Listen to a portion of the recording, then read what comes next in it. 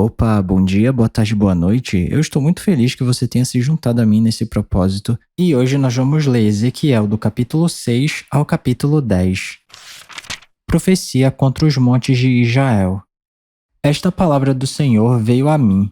Filho do homem, vire o rosto contra os montes de Israel, profetize contra eles, e diga: ó montes de Israel, ouçam a palavra do soberano, o Senhor. Assim diz o soberano, o Senhor, aos montes e às colinas, às ravinas e aos vales. Estou prestes a trazer a espada contra vocês. Vou destruir os seus altares idólatras. Seus altares serão arrasados. Seus altares de incenso serão esmigalhados. E abaterei o seu povo na frente dos seus ídolos. Porei os cadáveres dos israelitas em frente dos seus ídolos. E espalharei os seus ossos ao redor dos seus altares. Onde quer que você viva, as cidades serão devastadas e os altares idólatras serão arrasados e devastados. Seus ídolos serão esmigalhados e transformados em ruínas. Seus altares de incenso serão derrubados e tudo o que vocês realizaram será apagado. Seu povo cairá morto no meio de vocês, e vocês saberão que eu sou o Senhor. Mas pouparei alguns. Alguns de vocês escaparão da espada quando forem espalhados entre as terras e nações. Ali nas nações para onde vocês tiverem sido levados cativos, aqueles que escaparem se lembrarão de mim. Lembrarão como fui entristecido por seus corações adúlteros, que se desviaram de mim, e por seus olhos que cobiçaram os seus ídolos. Terão nojo de vocês mesmos por causa do mal que fizeram e por causa de todas as suas práticas repugnantes, e saberão que eu sou o Senhor, que não ameacei em vão trazer esta desgraça sobre eles. Assim diz o soberano, o Senhor. Esfregue as mãos, bata os pés e grite: ai! Por causa de todas as práticas ímpias e repugnantes da nação de Israel, pois eles morrerão pela espada, pela fome e pela peste. Quem está longe morrerá pela peste. Quem está perto cairá pela espada, e quem sobreviver e for poupado morrerá de fome. Assim enviarei a minha ira sobre eles, e saberão que eu sou o Senhor, quando o seu povo estiver estirado, morto entre os seus ídolos, ao redor dos seus altares, em todo o monte alto e em todo o topo de montanha, debaixo de toda árvore frondosa e de todo carvalho viçoso, em todos os lugares nos quais eles ofereciam incenso aromático a todos os seus ídolos. Estenderei o meu braço contra eles e tornarei a terra uma imensidão desolada, desde o deserto até Dibla, onde quer que estiverem vivendo. Então saberão que eu sou o Senhor. Capítulo 7. A chegada do fim. Veio a mim esta palavra do Senhor. Filho do homem, assim diz o soberano, o Senhor, a nação de Israel. Chegou o fim chegou aos quatro cantos da terra de Israel. O fim está agora sobre você, e sobre você eu vou desencadear a minha ira. Eu a julgarei de acordo com a sua conduta e a retribuirei por todas as suas práticas repugnantes. Não olharei com piedade para você, nem a pouparei. Com certeza eu a retribuirei por sua conduta e suas práticas em seu meio. Então você saberá que eu sou o Senhor. Assim diz o soberano, o Senhor. Eis a desgraça, uma desgraça jamais imaginada vem aí. Chegou o fim, chegou o fim.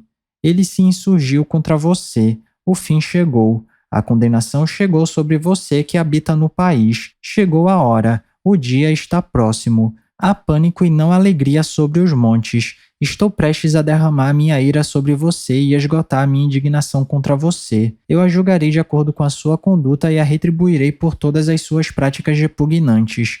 Não olharei com piedade para você nem a pouparei. Eu a retribuirei de acordo com todas as práticas repugnantes que há no seu meio. Então você saberá que é o Senhor que desfere o golpe. Eis o dia, já chegou. A condenação irrompeu, a vara brotou, a arrogância floresceu. A violência tomou a forma de uma vara para castigar a maldade. Ninguém do povo será deixado, ninguém daquela multidão, como também nenhuma riqueza, nada que tenha algum valor. Chegou a hora, o dia chegou. Que o comprador não se regozije, nem o vendedor se entristeça, pois a ira está sobre toda a multidão. Nenhum vendedor viverá o suficiente para recuperar a terra que vendeu, mesmo que viva muito tempo, pois a visão acerca de toda a multidão não voltará atrás. Por causa de sua iniquidade, nenhuma vida humana será preservada.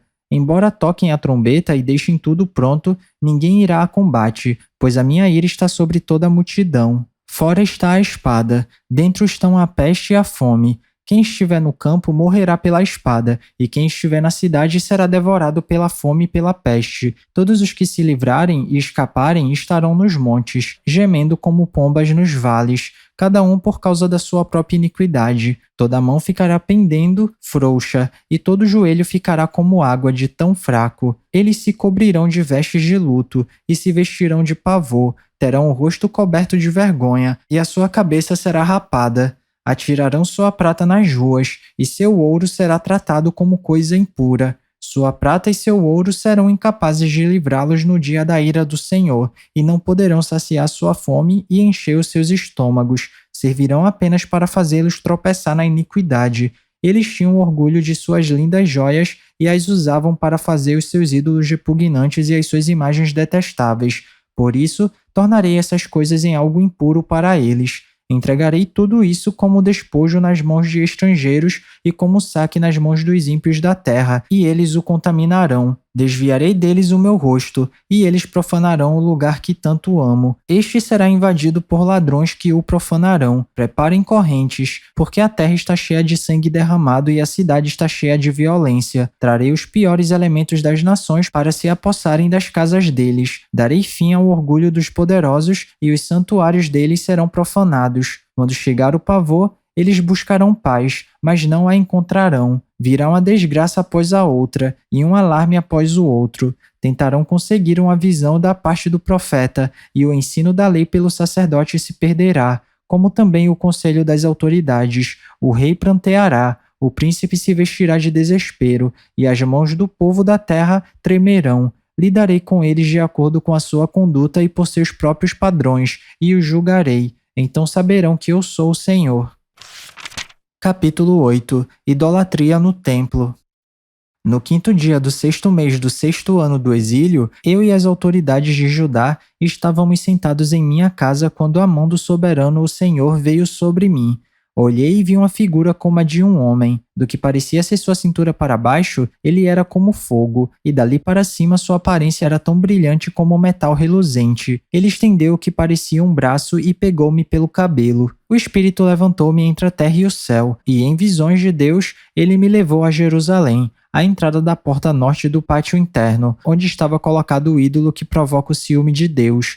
E ali diante de mim estava a glória do Deus de Israel, como na visão que eu havia tido na planície.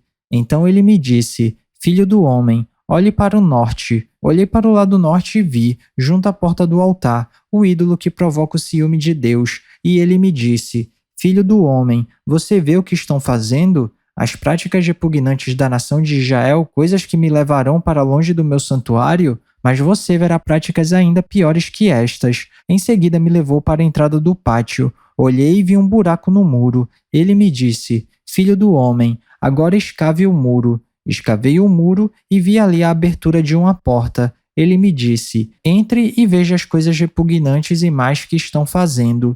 Eu entrei e olhei. Lá, desenhadas por todas as paredes, vi todo tipo de criaturas rastejantes e animais impuros e todos os ídolos da nação de Israel. Na frente deles estavam 70 autoridades da nação de Israel, e Jazanias, filho de Safã, estava no meio deles. Do incensário que cada um tinha em suas mãos, elevava-se uma nuvem aromática. Ele me disse: Filho do homem, você viu o que as autoridades da nação de Israel estão fazendo nas trevas? Cada uma no santuário de sua própria imagem esculpida? Elas dizem: O Senhor não nos vê. O Senhor abandonou o país. E de novo disse: Você os verá cometer práticas ainda mais repugnantes. Então ele me levou para a entrada da porta norte da casa do Senhor. Lá eu vi mulheres sentadas, chorando por Tamuz. Ele me disse: Você vê isso, filho do homem? Você verá práticas ainda mais repugnantes do que esta. Ele então me levou para dentro do pátio interno da casa do Senhor, e ali à entrada do templo, entre o pórtico e o altar, havia uns 25 homens, com as costas para o templo do Senhor e o rosto voltado para o oriente. Eles se prostravam na direção do sol. Ele me disse: Você viu isso, filho do homem? Será que essas práticas repugnantes são corriqueiras para a nação de Judá? Deverão também encher a terra de violência e continuamente me provocar a ira? Veja, eles estão pondo o ramo perto do nariz. Por isso, com ira eu os tratarei. Não olharei com piedade para eles, nem os pouparei. Mesmo que gritem aos meus ouvidos, não os ouvirei. Capítulo 9. A morte dos idólatras. Então o ouvi clamar em alta voz: Tragam aqui os guardas da cidade, cada um com uma arma na mão. E vi 6 homens que vinham da porta superior que está voltada para o norte, cada um com uma arma mortal na mão. Com eles estava um homem vestido de linho que tinha um estojo de escrevente à cintura. Eles entraram e se puseram ao lado do altar de bronze, e a glória do Deus de Israel levantou-se de cima do querubim, onde havia estado, e se moveu para a entrada do templo. E o Senhor chamou o homem vestido de linho e que tinha o estojo de escrevente à cintura e lhe disse: Percorra a cidade de Jerusalém e ponha um sinal na testa daqueles que suspiram e gemem por causa de todas as práticas repugnantes que são feitas nela. Enquanto eu escutava, ele disse aos outros: Sigam-no por toda a cidade e matem sem piedade ou compaixão, velhos, rapazes e moças, mulheres e crianças, mas não toquem em ninguém que tenha o sinal. Comecem pelo meu santuário. Então eles começaram com as autoridades que estavam na frente do templo. E ele lhes disse: Contaminem o templo e encham de mortos os pátios. Podem ir. Eles saíram e começaram a matança na cidade toda. Enquanto isso eu fiquei sozinho. Então prostrei-me com o rosto em terra, clamando: Ah, soberano Senhor, vais destruir todo o remanescente de Israel, lançando a tua ira sobre Jerusalém? Ele me respondeu: A iniquidade da nação de Israel e de Judá é enorme. A terra está cheia de sangue derramado e a cidade está cheia de injustiça. Eles dizem: O Senhor abandonou o país, o Senhor não nos vê. Então eu, de minha parte, não olharei para eles com piedade nem os pouparei, mas farei cair sobre a sua cabeça o que eles têm feito. Então o homem de linho com o estojo de escrevente à cintura voltou trazendo um relatório e disse: Fiz o que me ordenaste. Capítulo 10. A glória de Deus afasta-se do templo. Olhei e vi algo semelhante a um trono de safira sobre a abóbada que estava por cima das cabeças dos querubins. O Senhor disse ao homem vestido de linho: Vá entre as rodas, por baixo dos querubins. Enche as mãos com brasas ardentes apanhadas de entre os querubins e espalhe-as sobre a cidade. E enquanto eu observava, ele foi. Ora, os querubins estavam no lado sul do templo, quando o homem entrou, e uma nuvem encheu o pátio interno. Então a glória do Senhor levantou-se de cima dos querubins e moveu-se para a entrada do templo. A nuvem encheu o templo e o pátio foi tomado pelo resplendor da glória do Senhor. O som das asas dos querubins podia ser ouvido até no pátio externo, como a voz do Deus Todo-Poderoso, quando ele fala. Quando o Senhor ordenou ao homem vestido de linho: Apanhe o fogo do meio das rodas, do meio dos querubins, o homem foi e ficou ao lado de uma roda. No meio do fogo que estava entre os querubins, um deles estendeu a mão, apanhou algumas brasas e as colocou nas mãos do homem vestido de linho, que as recebeu e saiu. Debaixo das asas dos querubins, podia-se ver o que se parecia com mãos humanas. Olhei e vi ao lado dos querubins 4 rodas, uma ao lado de cada um dos querubins. As rodas reluziam como berilo. Quanto à sua aparência, eram iguais, e cada uma parecia estar entrosada na outra. Enquanto se moviam, elas iam em qualquer uma das direções, em qualquer uma das 4 direções que tomavam os querubins. As rodas não se viravam enquanto os querubins se moviam. Eles seguiam qualquer direção à sua frente, sem se virar. Seus corpos, inclusive as costas, as mãos e as asas, estavam completamente cheios de olhos, como as suas 4 rodas. Quanto às rodas, ouvi que as chamavam giratórias. Cada um dos querubins tinha 4 rostos. O rosto era de um querubim, o segundo de um homem, o terceiro de um leão, o quarto de uma águia. Então os querubins se levantaram. Eram os mesmos seres viventes que eu tinha visto junto ao rio Quebar. Quando os querubins se moviam, as rodas ao lado deles se moviam. Quando os querubins estendiam as asas para erguer-se do chão, as rodas também iam com eles. Quando os querubins se mantinham imóveis, elas também ficavam. E quando os querubins se levantavam, elas se levantavam com eles, porque o espírito dos seres viventes estava nelas. E a glória do Senhor afastou-se da entrada do templo e parou sobre os querubins. Enquanto eu observava,